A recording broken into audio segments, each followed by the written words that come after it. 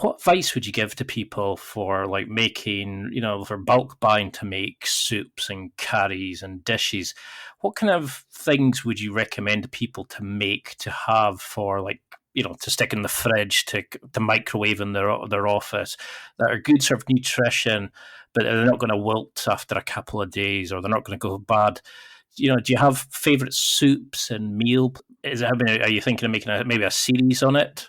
Yeah, I mean, just hearing you talk, it sounds like you're a real foodie yourself, and it's you've pretty much hit the nail on the head there. Like things that can reheat without deteriorating. So there's some dishes that are absolutely best eaten the moment they're made, from fresh pasta dishes to something like a risotto or a paella or a jambalaya. Things where you want to cook the rice or the pasta, or you've got some fresh spinach in there that you just want to wilt. Those things don't reheat very well. So if you're looking at bulk cooking, you want to avoid things like that. But on the counter of that, you've got things that take long, slow cooks, especially if they've got lots of spices that are all amalgamated together over the time. They actually get better by being left in the fridge for a day or two. So your chili con carnes, tagines, curries, stews and casseroles, those kind of things are really good to cook in bulk and then either individually portion up, and I do this a lot.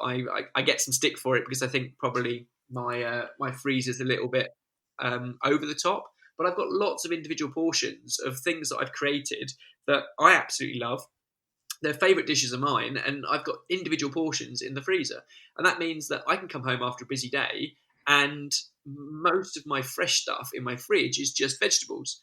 Vegetables have a pretty long shelf life, and what I can do is while I'm defrosting it in the fridge during the day, and then either microwaving it or transferring it and reheating it in the oven, sometimes in a pan on the stove, all you need to do is cook up a few bits of veg and might serve it with some flatbread or some rice or some couscous or whatever, and you've got a meal that's good to go. But that doesn't have to be solo.